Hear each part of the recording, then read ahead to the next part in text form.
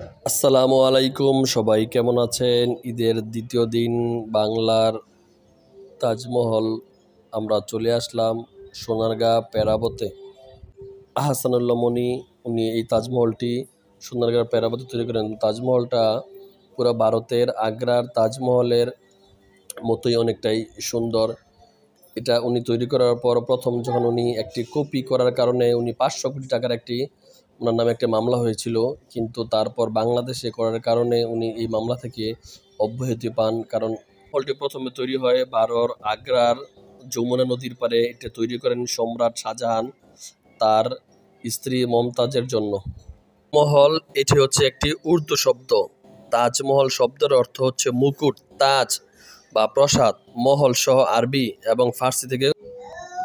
এই মহলের নির্মাণ শুরু হয়েছিল 1632 সালে এবং প্রায় 22 বছর পর এটি 1653-তে সম্পূর্ণরূপে কাজ শেষ হয়।